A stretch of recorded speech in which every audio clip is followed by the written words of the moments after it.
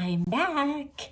It is Monday and I am ready to go. I'm sorry, so sorry. Please forgive me for not being here yesterday. I told you that I've been having this eczema flare up and it got really bad. I didn't sleep the night before. I took some Benadryl yesterday and I was knocked out. Then when I finally woke up, I just didn't have it in me to speak coherently.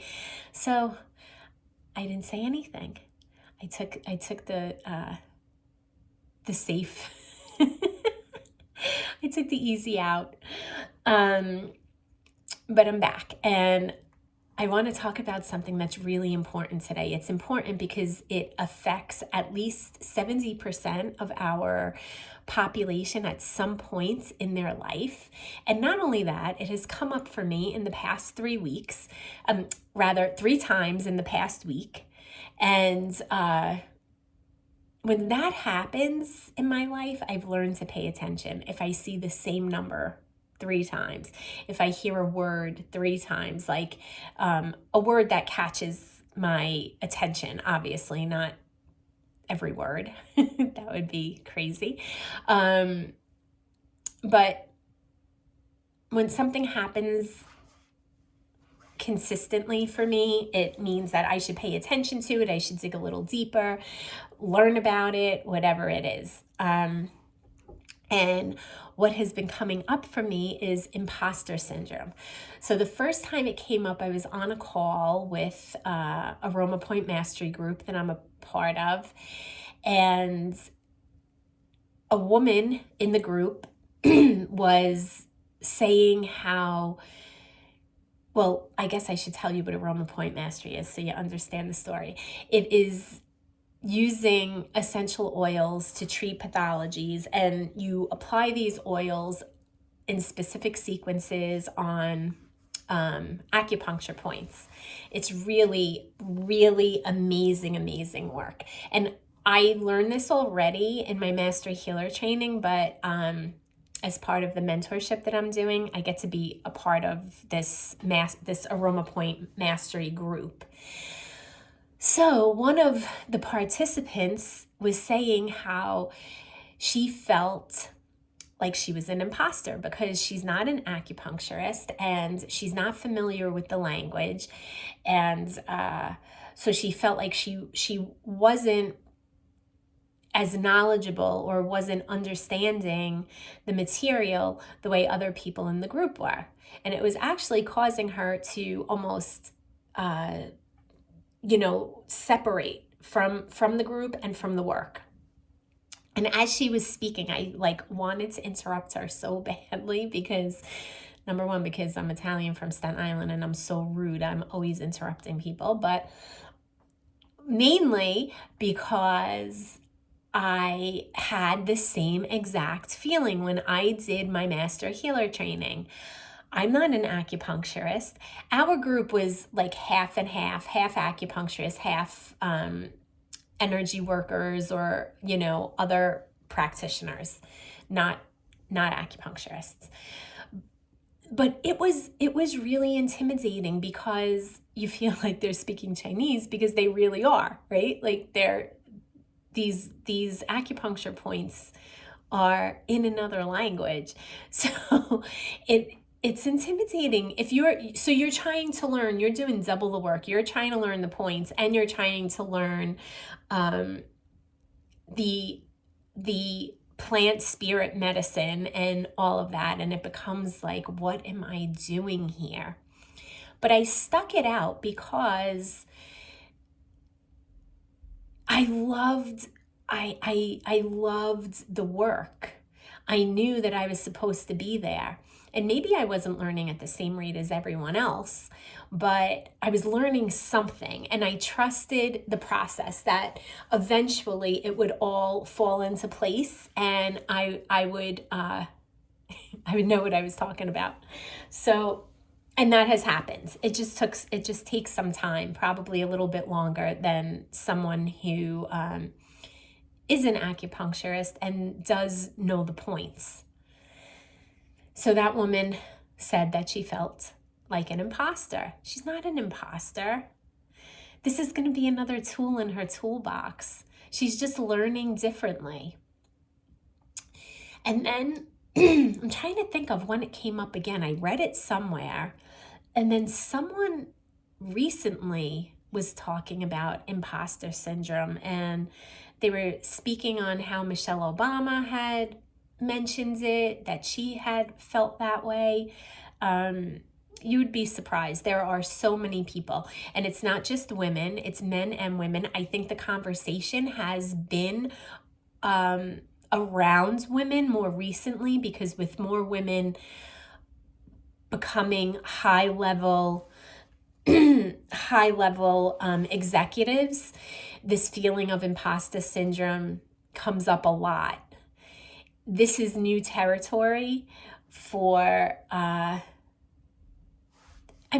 relatively new territory. It's been a progressive growth pattern, right, of women getting into higher levels of companies and corporations. So what is imposter syndrome? What is it? Have you ever felt it? I have. I didn't feel it as a nurse.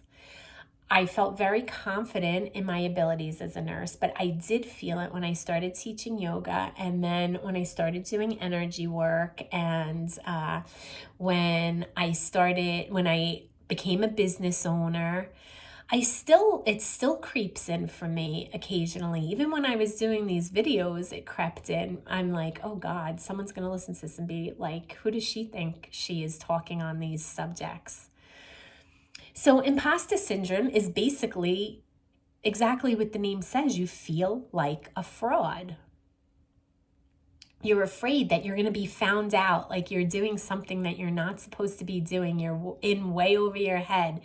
And it doesn't matter how you got to the position that you got to. Like, you could have received so many awards, achievements, accolades, but you feel like you got there just by luck.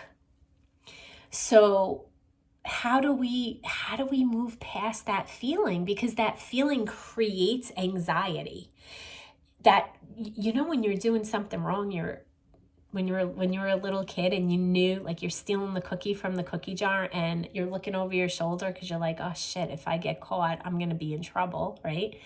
That's the feeling that you walk around with when you have imposter syndrome. You're so worried about getting caught that your body is always in a state of heightened awareness.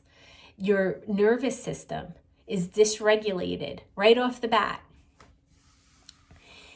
How do we work through this? Well, we work through it using the tools that we've been talking about all week. Well, for the past 3 weeks, actually. It's interesting because I think that imposter syndrome comes from a specific personality type. Not always, but there are traits like perfectionism that lend themselves to that feeling of imposter syndrome. If you are a perfectionist, then nothing is ever good enough. You never feel as if you have reached the goal that you've set in the way you want to reach it. Because there's no such thing as perfect. There's no such thing as perfect. None of us are perfect. I know that social media has made it difficult. I'm sure that social media has actually compounded this feeling of imposter syndrome. I know that it has for me, especially around yoga. But perfectionism is something that no one achieves. If you do, congratulations, because you're up there with God. I think that it's our imperfections, our uniqueness that best serve our highest purpose. And the reason that I say that is whenever people get into this conversation about perfectionism, and I'm not going to stay on it, but I do want to share this. I get this visual when we talk about people being perfectionists and how it really is our imperfections that define who we are and what our strengths are. So I have this visual of I'm sorry, my dogs are going bananas. I think my son is outside with his dog. But I have a visual of a puzzle, right? And all the pieces of the puzzle. Think of what happens when you lose a piece of a puzzle. The puzzle's like throw it in the garbage. It's useless because you have this big gaping hole and it ruins the entire thing. Or maybe that's just another example of perfectionism. I don't know. But every puzzle piece has its own unique shape. And it's that shape that helps you figure out where it belongs. If it's a corner, if it has, a little knobby thing on it or a rounded edge or whatever, it helps you, the colors that are on it help you decide exactly where it fits. And when you get all of those pieces together, you create a masterpiece. If you're missing pieces, it's just not the same. It doesn't work out. And that's how we are as humans. It's our imperfections that guide us to where we belong. And every single one of us has a purpose. That purpose is in service to the whole. It's not just to serve yourself, right? So that's the visual I get when I get into this conversation of perfectionism and being perfectly imperfect, because that's what we are.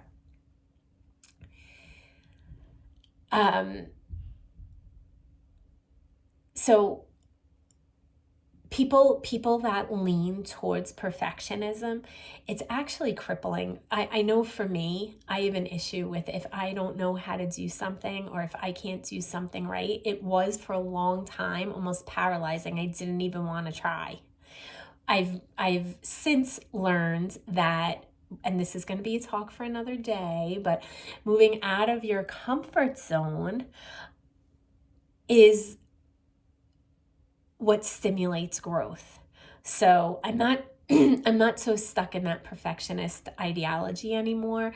I like the adventure of trying new things. I like the adventure of failing. I like the adventure of, and it takes the stress off. Like, I don't have to be perfect. I could just be the mess that I am.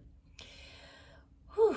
Makes you, like, your shoulders drop just at the thought of it. Like, I can just show up as I am, and that's good enough. But when you have imposter syndrome,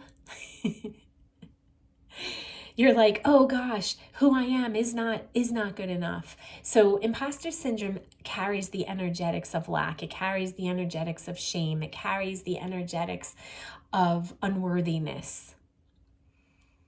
And all of those things are untrue.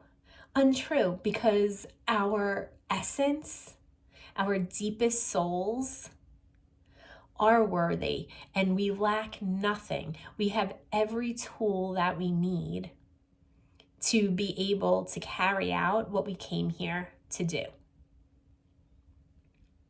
And shame only comes from the secret, from keeping the secret, from not speaking out loud. So how do we move past imposter syndrome? How do we learn to take up space? How do we learn to walk into a room and know that we belong there? Mindfulness. It is this process that we've been practicing for the whole month. Every time you have a thought around yourself being unworthy, being somewhere you don't belong, being not good enough, ask yourself, is this true? Is this true? Because certainly there are times when we, sometimes try things that are way over our head or way out of our area of expertise, right? Not to say that we can't grow into it, but be honest with yourself. Is it true, or is it your emotions retelling an old story? So the thing with imposter syndrome too is that it's like the comparison game, right? You're looking at other people, you think that they're better at something than you are. You think that they have more experience. You think they're more qualified. And you look for validation from the outside. To move past that, you have to come back to yourself. You have to be in your own truth. You have to be validated by yourself. So you're going to move from the external to the internal. If you were to receive a raise, say, right, at work, and of course you're happy to get it, but you're like, oh God, do I really deserve this? He thinks I come in at 8 o'clock every day, but actually I come in at 8:03 because I stop and grab a coffee in the lobby. I really don't deserve this raise, right? Like, you come up with all of these stories to validate. Be loving, be compassionate with yourself. Tell yourself you work hard, you've studied hard. You are a dedicated and loyal employee. You have however many years of education. Your clients rave about you. Even if this feels unnatural to you, praise yourself as if you were praising one of your coworkers. Praise yourself as if you were talking to someone that you admired and you wanted to tell them all of their good points, right? You see somebody who's really good at something and you're like, oh my gosh, you're so good at that. How do you learn? How are you so comfortable speaking in front of people? How do you get all of those analytics done in such a short period of time? It's amazing. You're amazing. Right? The way that you would speak to someone else, speak to yourself, and go through this whole process. Notice where stories are popping up that are old stories. They don't fit anymore. If you were a little girl who was always trying to get the attention of your parents, but you never seemed able to, well, you will carry that around, that I guess I wasn't interesting enough. I guess I wasn't good enough for them to pay attention to me. And then when you're in the business world and people are showering you with attention because you're doing such a fantastic job, you don't believe it. It seems counterintuitive. You would think like, oh, I'm finally getting what I've been looking for my whole life, but you've already written a story around that. So you have to reframe the way that you see yourself. It's a big job. The other thing that I encourage is something that we spoke about earlier when we're working through anything that brings up shame for us. Say it out loud. Go to your trusted friend, whoever that is, the person who always has your back, who loves you more than anything, and tell them, I am scared. Like, I feel like I don't belong here. And let them tell you that you're crazy, that you absolutely belong there. You've earned it. Blood, sweat, and tears. You deserve to be there.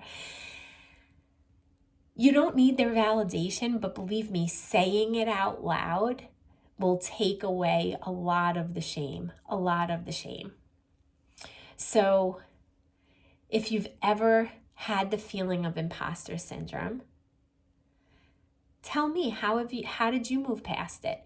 I also think there's a point of like just digging your heels in and sticking with it because you really want where you're at. You really want that position, or you really want that education. You really want it so badly. When things tug at you like that, when they are your calling, you can't, it's like you can't tear yourself away even if you wanted to. So just stick it out. For me, with yoga, I loved yoga so much. I couldn't wait to teach it. And then I realized when I went through my yoga teacher training that I was terrified.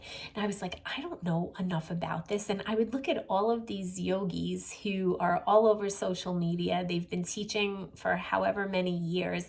And I really felt like I don't have anything to offer. I don't know what I'm doing. And it didn't matter how many classes I taught that people said, oh my gosh, that was a great class. That made me feel so good. I would focus on the one thing that I did wrong. Like in yoga classes, sometimes it's hard to remember as the instructor to do both sides, like, or did I do the right side or did I do the left side? Did it, and if I made one of those mistakes in class, I would review my class over and over and over in my head, like a million times after the class to say, did I make any mistakes? Was I watching everyone? Was that not a good sequence? Whatever. I questioned myself horribly and I'm like, oh gosh, somebody's going to realize like, I don't know what the hell I'm doing. And that was a terrible feeling. I also felt like that with energy work because there's no way to measure any of these things. And I think that's the issue with me personally. I'm somebody who loves to take tests, so I would rather take a test and get have specific answers. I mean, that's why I love science and math. I want to have an answer and I want it to be I want everything clear cut. This way I know, oh, I got 100. Good. Then I must know what I'm doing. Oh, I got a 35. Well, that sucks. Shouldn't do this. And yoga, and so being a nurse was more like that, right? Like there are so many measurable competencies. You either do it right or you do it wrong. Yoga and energy work, not so much. So I felt for a long time like I had no idea what I was doing. You know when else I felt like this? And I'm curious to see if other women have experienced this. After I had my first baby, when I had Vincent, I tell everyone, I felt like I was babysitting for a really long time because I would look at other moms and things seemed so easy, even as far as getting the baby out of the car seat into a stroller. Like it took me forever to get my stroller set up and then I get the baby out, but it seemed like a production. And I'd be looking at these women, they'd have the baby in one arm, stroller in the other arm. And eventually I got to that place, 3 kids later, 2 of them 17 months apart. Yeah, I was able to, I could probably build a house and paint it with a kid on my hip at that point. But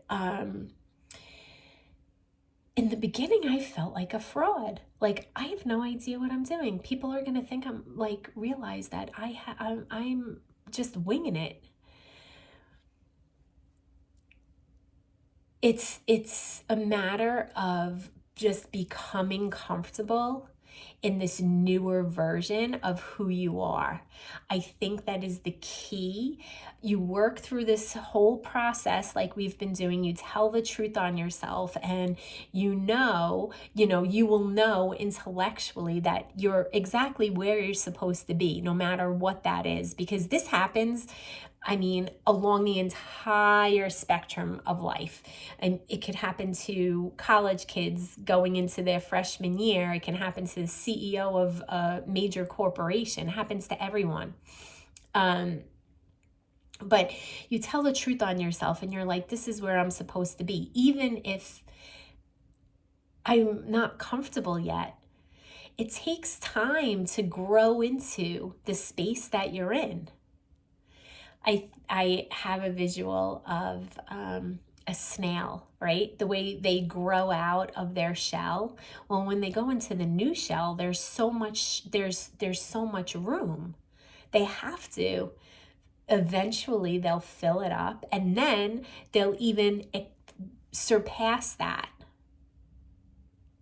And that is part of the process. That's the learning curve, is allowing yourself to take up space, allowing yourself room to grow, accepting the growing pains, not feeling like an imposter. Know that you put in the time, the effort, the money, the blood, the sweat, the tears to get to where you're at. And own it, own it. When you feel like you're an imposter, speak it out loud to someone that you care about. And then have the conversation with yourself. Talk yourself up. I am looking for some feedback on this topic, because I know so many people experience this and they don't want to say it. It's like, I don't belong here. What am I doing here? A lot of times we make ourselves small in a million ways. I love to goof around, right? So, and I don't know, I'm not a big word user normally. Not that I don't understand them. I just feel that when I speak to people, I want to be relatable. I don't, especially on specific topics, right? Certain people just aren't versed in the neurobiology of yoga or something like that, right? So it's like when you go to the doctor, you don't want him to speak to you in medical jargon. You want him to speak English so that you understand what the hell he's talking about. So I always find, I guess this comes from being a nurse, that speaking in relatively simple or easy to understand language is the best way to be. But I had to give a talk in front of a bunch of, I was talking at a graduate social work program, and I was on a panel with a bunch of very highly educated people that worked in the fields of trauma and all of that. So I had to use a lot of big words, and it was really funny because I did that. Well, I still had to be me, but when I was talking afterwards, one of my coworkers came up to me and they were like, "Where the hell did that come from? I didn't know you were so smart." Like, oh, okay, thanks. I don't know if that's a compliment or an insult, but I'm going to take it as a compliment. So I realized in that moment that sometimes I do play small. And I can trace this back to being in high school when being smart wasn't cool, right? Like, you didn't want to be one of the nerds. You wanted to be one of the cool kids. So, yeah, I don't want to act like smarty pants. But that's just playing small to fit in and to make other people feel comfortable. Don't do that.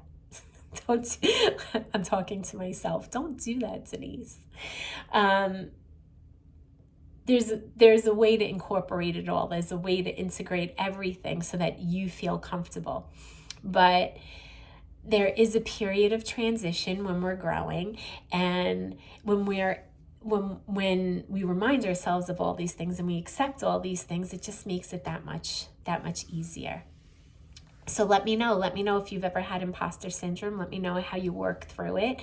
Let me know if it holds you back. I'm curious. And I think that wraps it up. So I will see everyone tomorrow. Have a great night.